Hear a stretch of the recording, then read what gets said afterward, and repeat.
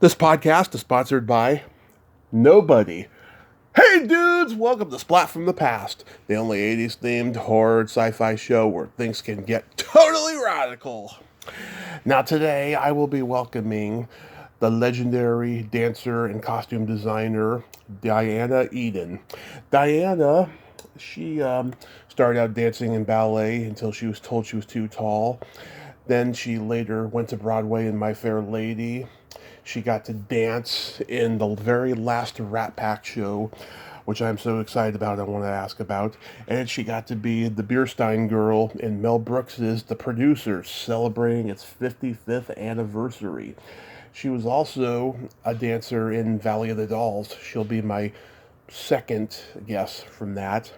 And then she became a costume designer in film and television for shows like The Facts of Life, The Robert Guillaume Show, The Tony Danza Show, A League of Their Own, many others. And she's gotten 3 Emmy nominations. And she has a memoir out called Stars in Their Underwear. That is like the best title ever, isn't it? Can't get any better than that. It's going to be a great conversation today. Part of old Hollywood, old show business, and I love talking to people from that era, and it's going to be great. This is my Friday. This is just a short week for interviews, but I'll be back on Monday, and I'm going to be interviewed on Anna Marguerite Brandy Marte's podcast on Friday. You know, she's been on here 3 times, and now I'm going to get to go on her podcast. And Monday I'll be on Scott Halmress's podcast as well. He hasn't been on here yet, but he will. Greg Gilbert connected him with me. So yeah, here is my interview with Diana Eden. Hey Diana, welcome to the show. How are you today? I'm fine, thank you. Yes, this is such a great honor. Thank you for taking the time today. Not a problem. I didn't realize it was such an auspicious occasion today. Everybody, every day, it's an auspicious occasion to talk to me, and me to talk to them. So, going back in time, let's start with Stars in Their Underwear. Which is your memoir.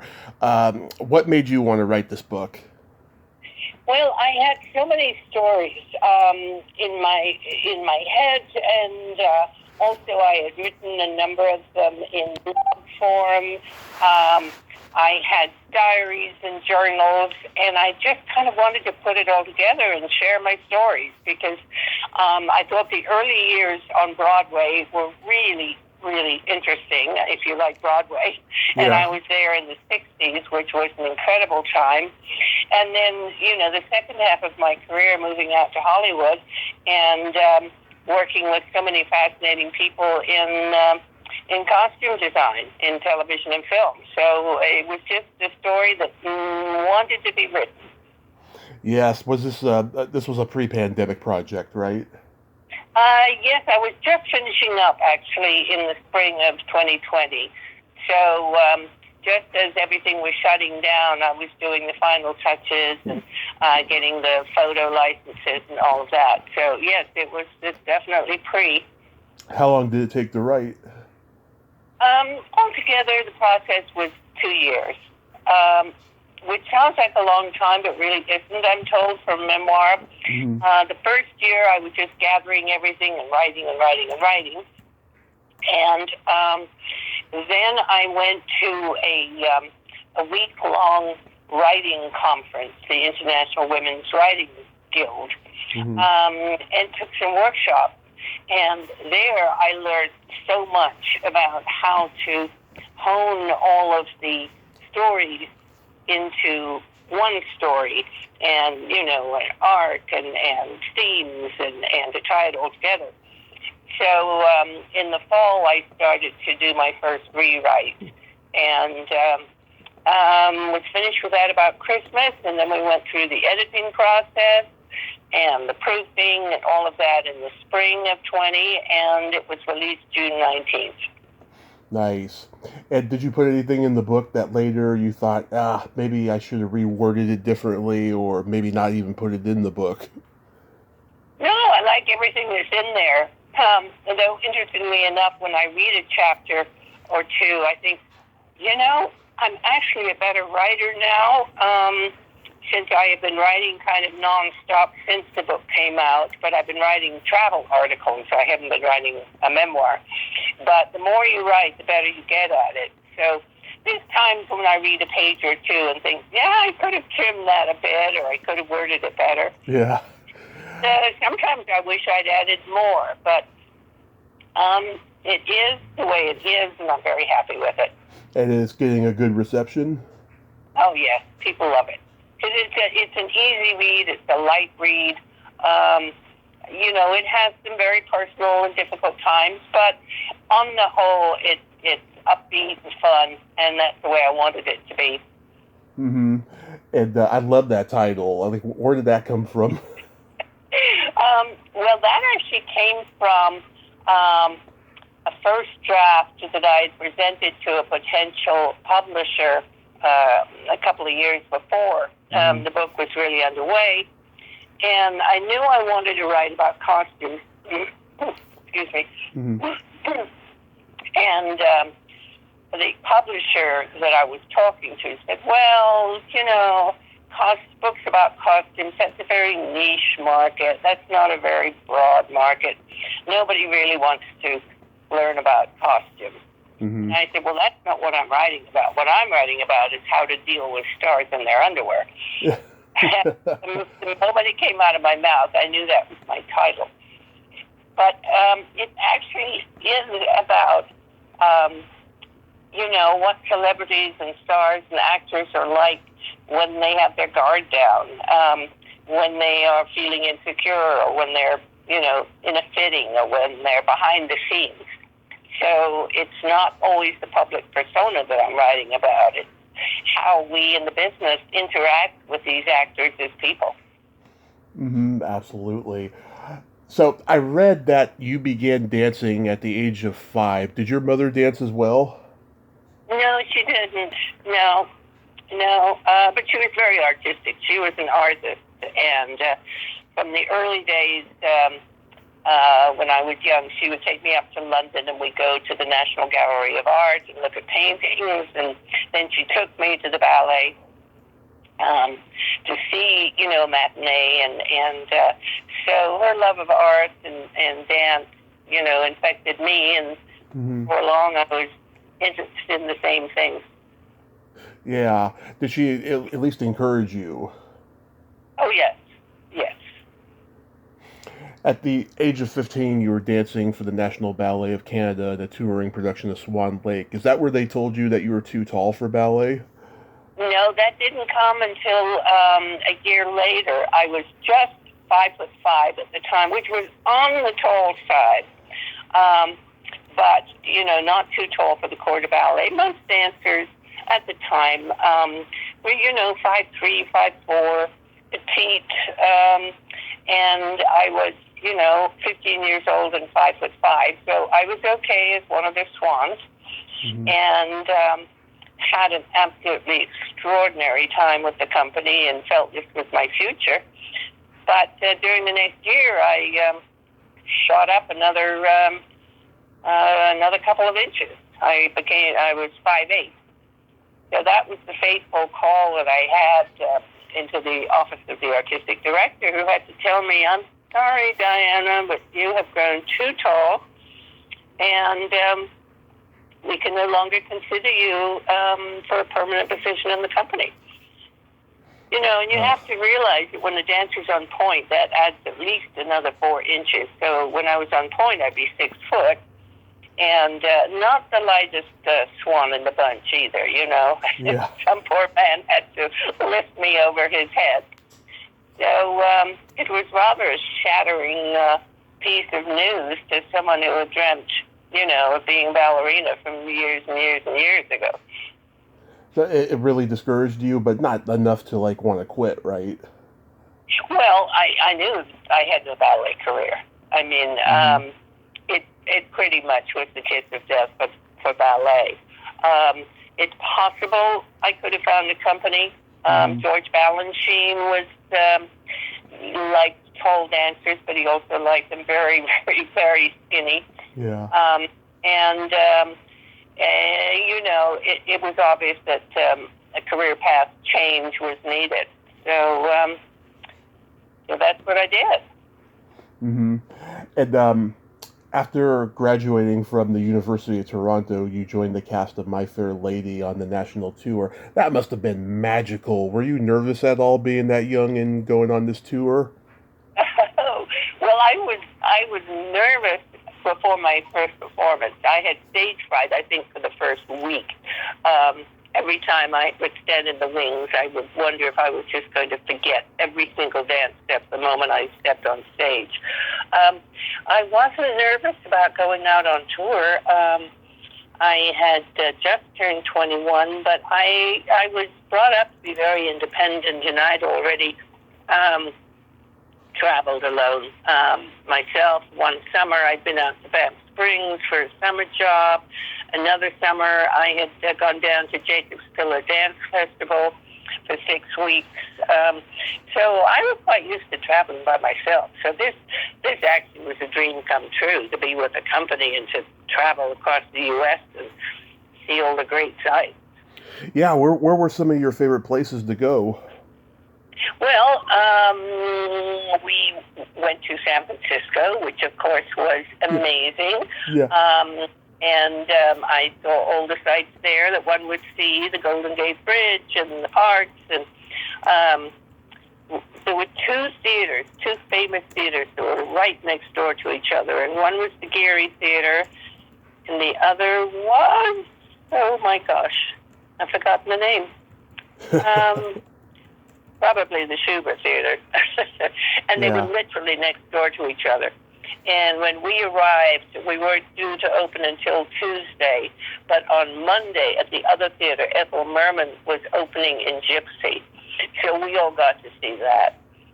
And while we were in San Francisco, we went to the Hungry Eye and saw Phyllis Diller, who was just starting out her stand-up career. And, this is all heady stuff for, a young 21-year-old. Yeah, I'm born and raised in San Francisco. I was actually at the Hungry Eye the night of my car accident. Oh. Yeah. Well, I didn't know about a car accident, but I definitely know about the Hungry Eye. Yeah, it's not a entertainment venue anymore. It's a strip club, which is kind of an entertainment venue, but not quite as it was. Yeah. But back in the 50s and 60s, you'd go there and see like George Carlin and Jack Burns, Ronnie Shell, Richard Pryor, Charlie Brill and Mitzi McCall, who I've interviewed, and it was a magical place where young comedians would go. Yeah, absolutely. Yeah, what was it like seeing Phyllis at that point? Well, of course, we'd never heard of her, and we'd never seen anyone quite as crazy looking, or even a female stand-up comedian. But pretty soon we were quoting all her famous lines. I can't remember what they are now, but, we just thought she was hilarious, and quite something to see. So that was fun to see her at the very beginning. Yeah, didn't you call up George Cukor and ask him to be in the My Fair Lady movie? Yes, I did indeed. That was. Let me see. Yeah, when I heard that they were doing My Fair Lady movie, I thought, well, my goodness, of course I should be in it. I've been in the national company on stage for a year. What could be more perfect? And so I was sitting in my little apartment in New York, trying to get up the nerve. And back then, you could make a person-to-person phone call, which was more expensive, but it was a long-distance call, and you didn't get charged until you actually reached the person. So somehow I got hold of the number at Warner Brothers and said, I have a person-to-person call to Mr. George Cukor. And, somehow I bypassed all of the secretaries and whatever and got through to him, which is really kind of extraordinary. Yeah. Probably would never happen today. And I told him, I really belong in the movie. I'm English born. I am the perfect type, and I've done the show. And he said, well, let me put you through to Hermes Pan, who was the choreographer. So next thing I know, I'm talking to Hermes Pan, and he said, well, if you are out here, meaning, California, get in touch and I'll audition you. So I hung up, absolutely amazed at what had just happened, and decided, well, I just have to go out to California. Well, I was, typically quite poor, as dancers at the beginning of their career are. I stopped at my apartment for a month, and I bought a bus ticket, a Greyhound bus ticket, and I went out to California, and I did make contact, and I did go meet him. And it was right before they were starting filming the Covent Garden scene. So I got to go onto the Covent Garden scene and the set. And again, that was all magical for me too, to be at Warner Brothers on this giant set that was all Covent Garden. And what happened was he said, well, I'm going to send you over to wardrobe so you can get fit. I'd like you to be in the ascot scene, which we'll be filming in a few weeks. Mm-hmm. And so I was headed over there, and then he got a call from wardrobe saying, don't send her today, Audrey is here. Yeah. And we can't see anyone because Audrey is coming. So they canceled that. And so I went back to my little hotel room and waited, and sadly what happened is Hermes Pan got busy actually filming, and I could never get back to him to set up another visit to the studio and to get to wardrobe, but nobody would believe my story. Yeah. And they said, what? No. Well, where's your contract? And, where's your agent? And I said, well, no, I met him. I just was one of those things. So sadly, I never got to be in the film. And tucking my tail between my legs, I had to get on the bus and go back to New York. But shortly after that, I got another Broadway show, so it wasn't so bad. Yeah, you did a production of The Odd Couple with Dan Dailey. Was that on Broadway? No, that was the First National Company. Okay. They hired me. I actually went backstage to meet everyone on Broadway, and they were trying to decide whether to make me an understudy on Broadway or to send me out in the National Company, and eventually they sent me out with the National Company. And it was a year's contract. It was Dan Dailey and Dick Benjamin, and we were going back to San Francisco and Los Angeles and a week in Hawaii, which was kind of fun and different. Yeah, that's what I did. Mm-hmm. Well, how was it working with Dan Dailey? Well, Dan was good fun. He was good fun. He wasn't always sober, but he was good fun. Yeah. And Dick Benjamin was fabulous. And believe it or not, I still get Christmas cards every year from Richard and Paula, his wife. So it's amazing. That company was very tight. I don't know if you remember Peter Boyle. Oh, yes. But he was one of the, he was the cop who played it in the poker game. Mm-hmm. And another unknown was Carmine Caridi. Yep. Who appeared in a number of films. So it was quite a good little company. Yeah, wow, that's a great cast. Yeah. In 1962, you danced in the Rat Pack's final show. I gotta know what that was like. Oh, well, it was amazing. I was hired as one of 8 girls to form a little dance act, which was to be the opening act for Jerry Lewis. Mm-hmm. Richard. Jerry Lewis had gotten his big break from Skinny D'Amato, who was the owner of the 500 Club. Well, 500, exactly.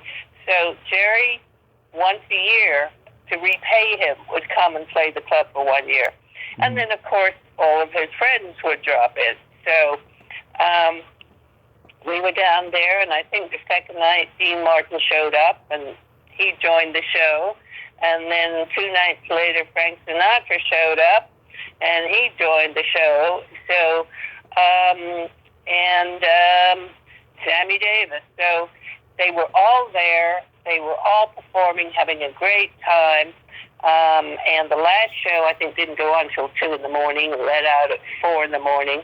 And who knew that would be the last time that the Rat Pack actually performed together in that way. So it was very kind of high energy, and who knew at the time when I got hired, I thought it was just a week's gig, down in Atlantic City, and just Jerry Lewis, and, who knew all these other things were going to happen.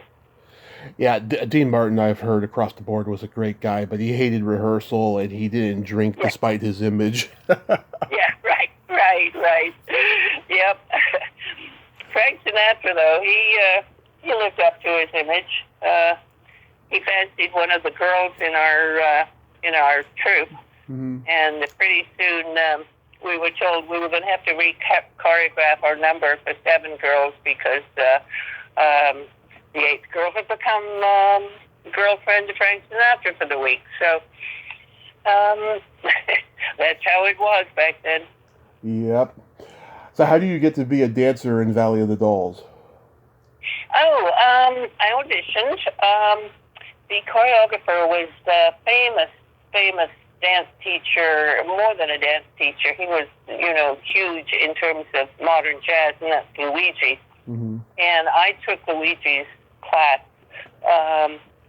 religiously. And so he was going to be choreographing a dance number that was supposed to be in the background of the scenes, the Broadway rehearsal.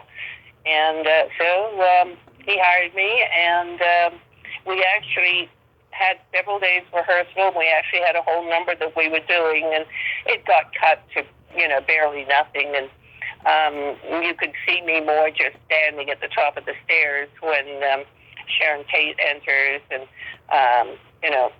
I don't think you actually see us dancing anymore, which is too bad. But yeah, you're my second guest from it. I talked to this one woman, Leslie McRae, who was in it. She didn't remember much, but had you read the book before that? Gosh, I don't know. Probably. I mean, it was such a big book. But I imagine I had. Mark Robeson, he was an old school director. He directed Champion, Kirk Douglas, and Bright Victory with Arthur Kennedy. What was he like as a director? Well, I just remember he came up to me at one point, and I can't remember. He said something about my leotard. I think he wanted me to pull it down so that I had a better bust line or something like that. That's all I remember. I remember Hattie Duke. I certainly remember Sharon Tate and her walking down the stairs and just gasping at how beautiful she was. As a young dancer, we're all about, we got to get this dancing gig and that dancing gig. And, at the time, you don't really know what's going to take hold. It's just a 2-day or a 3-day job. And, you hang out with your friends and you make a little money and, who knows what's going to become iconic. I never thought I would be in 2 such iconic films. Yeah, was Sharon Tate nice? She was kind of shy and removed. But remember also she was the star. We were just a gaggle of dancers, Yeah. So it wasn't like we were hanging out and having dinner together. No. So how does the producers come into your life? Well, the same thing.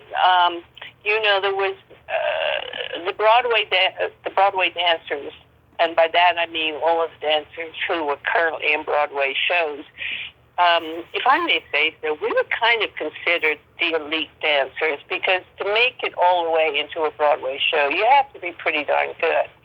And we all kind of knew each other, and we'd all seen each other at auditions, and we all go to class together because dancers go to dance class, even if they're working. So word got out that Alan Johnson was choreographing a film and needed dancers, so I auditioned, and I didn't get cast as a dancer, but I got cast as a showgirl.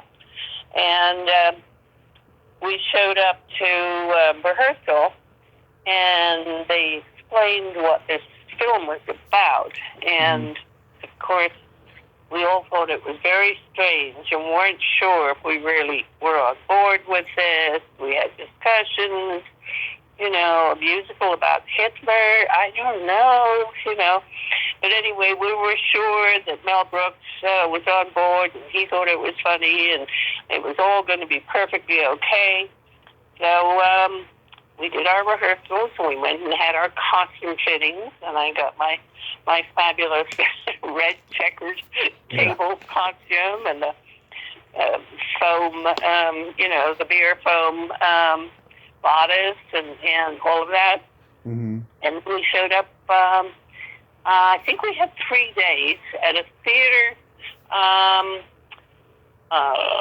47th east of Broadway, and it was due to be demolished, and so they were able to use the theater, but, it was empty, there was nothing in it.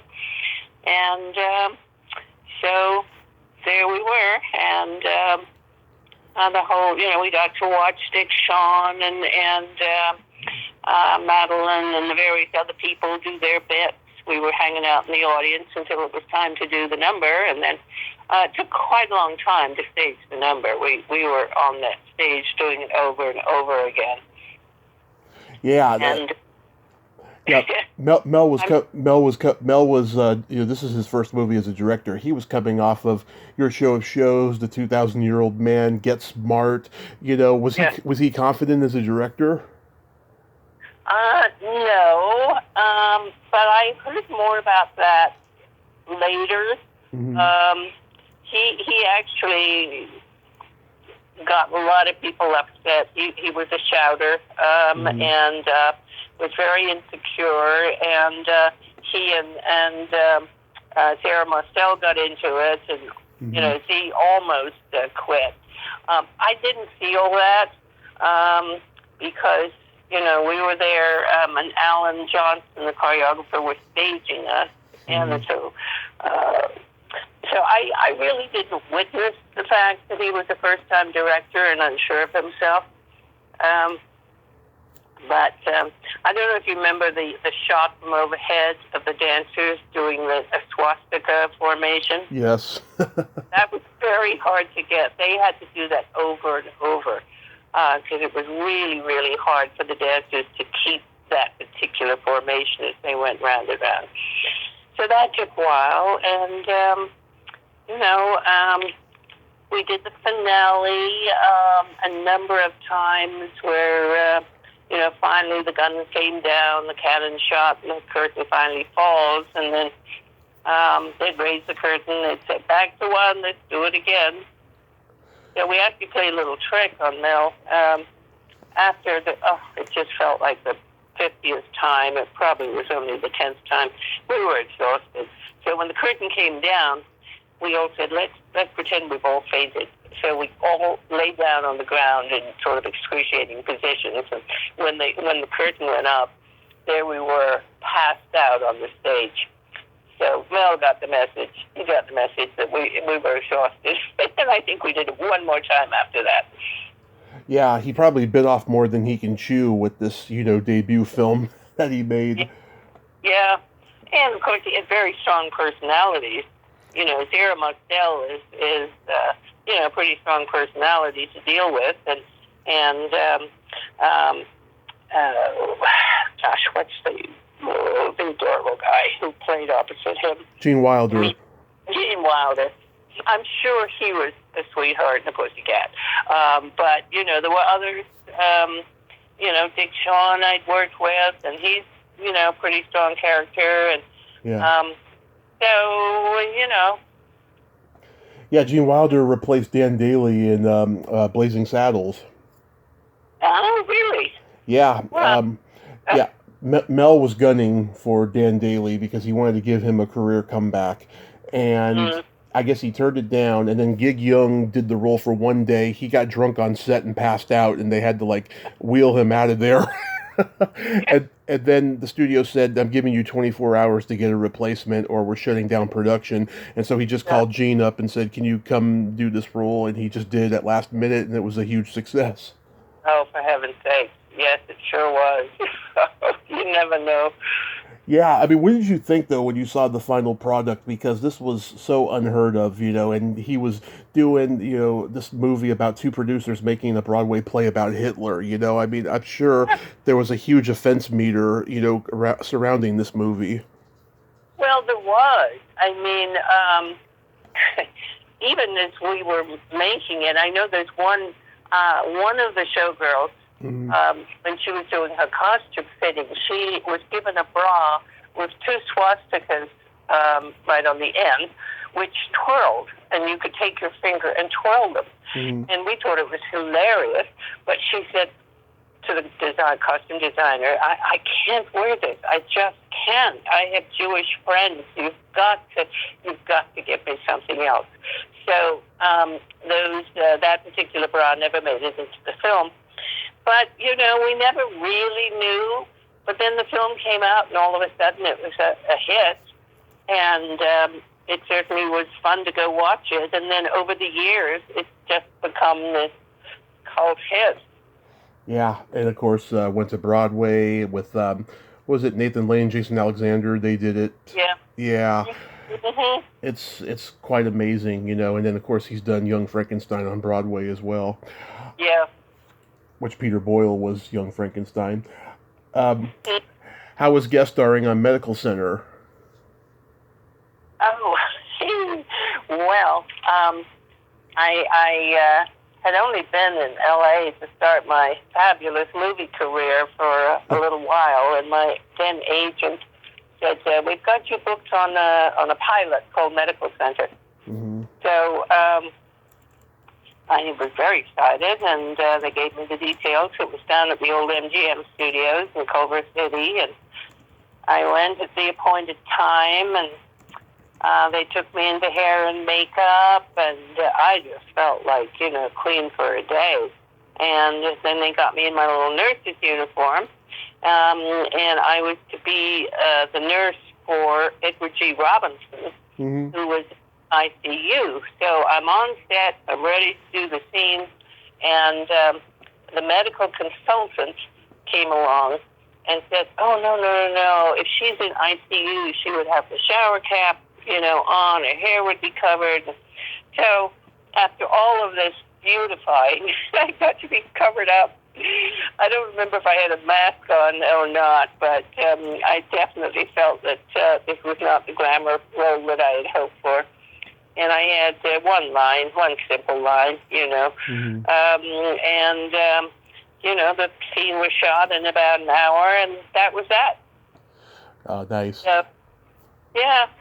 Gregory Sierra was in that episode too.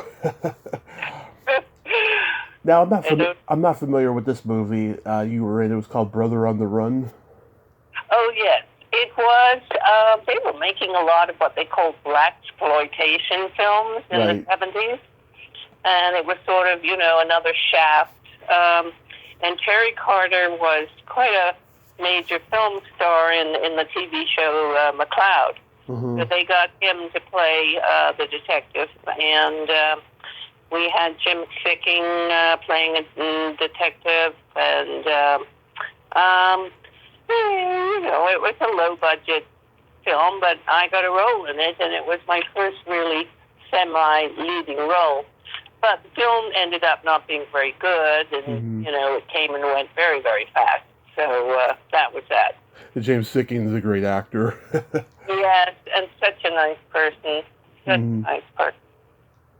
So were you on that path to do big movie roles before the costume designing came? Well, in my mind, yes. I don't know. It's really a hard business, being an actor, especially in Hollywood. Someone had once told me, advised me back in New York about an acting career, and they said, you'll never be an ingenue. You're not an ingenue type. You're going to have to grow into your roles, and you'll probably do better later in life. And I think back on that now, and it just seems so true. I mean, I would love to have stayed acting and been doing, playing lawyers and doctors and all those nice, strong women roles that might have come in my 40s. But, in the meantime, when you're in your mid-30s and you're still living in a small apartment and working as a cocktail waitress at night, it's time to reevaluate. And when this opportunity to turn to costume design came up, it just felt natural. It felt like it was supposed to happen, and so that's the direction that my life started to go in. And I didn't have to make any sort of grand decisions. It just kind of happened naturally. So in 1974, Anne Margaret hires you to design her costumes at the Caesar's Palace. That's where the seed is planted for costuming for television? That's where, I'm sorry, say that again, that's where what? That's where the seed is planted for costuming for television? Yes. I had started, really with Anne Margaret, and felt completely at home working with dancers, obviously. And then when I designed for her personally, and then I got noticed by some of the existing costume designers and was asked to assist them. And of course, the most stellar one being Bob Mackie, who had seen me working with Anne Margaret and thought that I would make a good assistant. So he invited me to be one of his assistants on the creation of the big Jubilee show for Las Vegas. So I did that kind of work before I actually got into television. But I mean, it was incredible. I learned everything I want to know about costume design from Bob Mackie and from his the other designer for the show, Pete Menefee, who I assisted for a couple of years. And, that way you build your reputation and people see you working. And when the Facts of Life producers were looking for a new designer, they asked around. And, a lot of that goes on behind the scenes. And someone said, why don't you interview Diana East? And so I went in, and it was quite a surprise when I got the call. I didn't know anyone with the Facts of Life or anyone in television. But I interviewed, and to my surprise, I got the job. And next thing I knew, I was a costume designer on the Facts of Life, and that started my whole career in television. Wow. Yeah, so you got to the Facts of Life near the end when Cloris Leachman and George Clooney were on, and by that point the fashion got very 80s and the hair got very 80s. Tell me about working on that show. Was it fun? Oh, it was wonderful. We were like a family, and we still, to a certain degree, are. I was just recently had the production designer on guest speak at my class there at UNLV. And I mean, we're going back, we were both so young then in the 80s, starting our careers, and now here I am a teacher, and he came on, and he's retired, and yet I still had his email, his phone number, and it was just like old times. So there has been a connection with the Facts of Life company. And, I have to remember we were together every day, every week for 3 years. So we were pretty tight. How about working on the Robert Guillaume show? That was nice. I love Robert. He was great. And I love Wendy Phillips, who was his leading lady. There were difficulties on that show. We had producers that had requests that weren't easy always. They said, well, we don't like red. We don't want you to use any red on the show. And, of course, you can't use white. And another producer said, I don't like yellow on the show. And, so then you kind of think, all right, I can't use black, white, red, yellow. That leaves me with blue and green. That's not a whole, And it just was not a smooth and easy production to work on, but they aren't always. Sometimes, you have to work harder than other times. Mm-hmm. You worked on Free Spirit, the short-lived sitcom? Yes, that was great fun. That was really fun because the characters were imaginative. And Corinne Boyer, I've had her on. Yeah. Yeah. Oh, did you? Yeah. Yeah. She was great fun, and she was a witch, and yet she had to look contemporary. So, from a design point of view, that was good fun. And the rest of the family, it was sitcom families, TV dad and all. She really is a free spirit. Great lady. Great lady. Yes. The League of Their Own series. I've talked to Tracy Reiner and some people from the movie. Oh, yeah? Yeah, I love it. Yeah. Well, that was a great experience. Penny practically was, recreating the movie only in a TV series.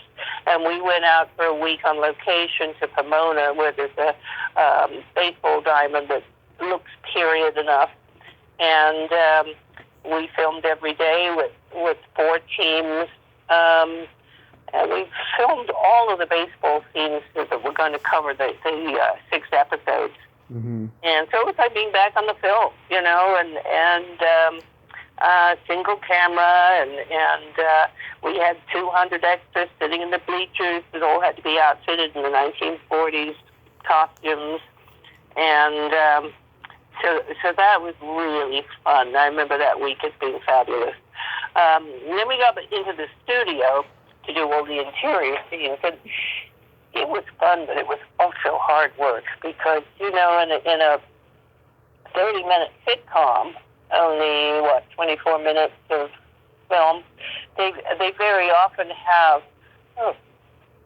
4 or 5 changes, so 4 or 5 outfits. So it was a lot of clothing, all 1940s. And everything from 1940s underwear in the locker rooms to dance dresses for when they went out dancing, and of course the baseball uniforms. That was actually the easiest outfit. And so it was hard work, but it was rewarding. It wasn't just a TV sitcom. And we were working with, Gary Marshall and John Lovett and all these great people. Oh, yeah. So, yeah, it was like we were redoing the movie, only breaking it up into a series. Absolutely. And Tony Danza on his show? Oh, Tony. Yeah, well, Tony I've worked for 3, maybe 4 times. I did his sitcom. He kept trying to get a hit after Who's the Boss? And I think this was the 2nd attempt. And they were just a family show, and it just didn't have the edge that was needed, and we got canceled. But I worked for Tony twice more doing movies that filmed up in Vancouver. Mm-hmm. And one was a pilot called Homewood P.I., and Anthony Anderson, a young, unknown Anthony Anderson was in it. Kaylee Cuoco, who was 15 at the time. Yeah. She was in it. And then I went back and did another movie up there called Stealing Christmas. Mm-hmm. Betty White in that. And, of course, I'd already worked with Betty White on another sitcom called Ladies' Man. So that was old home week, getting to work with Betty again. Oh, my God. Betty White, I can imagine she was very bawdy and had no filter. She was so funny, but so nice. and professional and kind, and she didn't want any special treatment, even though at the time she was 80 something, and we all thought, oh my God, she's so frail. But the first day she was shooting, our trailers were kind of far from the set, so they had to, sit in the van, and she would come down the steps of the trailer and then climb up into the van and be taken to set. But she had about 4 or 5 wardrobe changes. So every time she had to change wardrobe, she had to get in the van, come back to the trailer, up and down the steps. And I said, to someone, we should really find somewhere behind the set to set up a dressing room for her. And she heard about you. She said, no, I'm fine, dear. I'm really fine. Don't worry about it. Don't worry about me. And that was always her attitude. Don't worry about me, darling, she would say. You've had 3 Emmy nominations. Are you disappointed that you never won? Well, of course. Of course I am. I mean, they say, well, it's wonderful to be nominated, but of course I would love to have one on my mantle at home. Okay, well, some people, they don't care about awards, in the business, so that's why I had to ask. I'll never deny. I would love to have had one. And actually, I would like to have been nominated and won for the show Ned and Stacy, where I thought the costuming was really unique for a sitcom. And that was with Deborah Messing before she got famous on Will and Grace, and Thomas Hayden Church. And Tom had this vision of his character, Ned, as always very dressed up, very stylish. So we really had some wonderful looks for him. And I actually started getting fan mail, believe it or not. Letters would come to me saying, I want to dress like Ned and things like that. So I was disappointed that the year that was up, I didn't get a nod. But there's a lot of competitions, a lot of other shows. So yeah. So what do you got going on these days? Well, I mean, from costume design, and working in the business, I am retired. I'm up there in years, but I'm really active in a lot of other areas. I occasionally will make costumes for entertainers here in Las Vegas. I only take on projects that I really enjoy, something that's glamorous or fun or unusual. And then I teach costume design for film at UNLV. And in fact, that's where I am right now, and I'll be teaching in about 15 minutes. So that I love. I love being around young people and people who love film. And I wanted to teach costume not for theater, but specifically for TV and film, because I think they're 2 very different things. And I don't think there's enough training for film costumes. Most students interested in costume go through theater. And it's kind of a different approach. So that keeps me busy. And then I have found myself as a travel writer. And I've just had my 20th article published in Journeywoman. And I'm going to New York in 2 weekends to be a speaker at a travel convention. So it seems like I keep having new careers. I think I'm on number 6 now. I love it. Well, Diana, I thank you so much for coming on today and sharing these great stories. And I hope you just continue to do what you love doing with, maybe get a 7th career down the line. I can't imagine what it would be, but thank you. Thank you so much. This has been great fun. Yes, my pleasure. You have yourself a great day and be safe out there. Thank you. Thank you so much. Thank you. Bye-bye. Bye. Well, there you have it. Diana Eden. Ain't she a sweetheart? What a great lady, and those are great stories. She was very kind and just awesome. I loved talking to her. Well, until next time, this is Tommy Throwback Kovac saying there's no shame in living in the past because the present sucks. Later, dudes.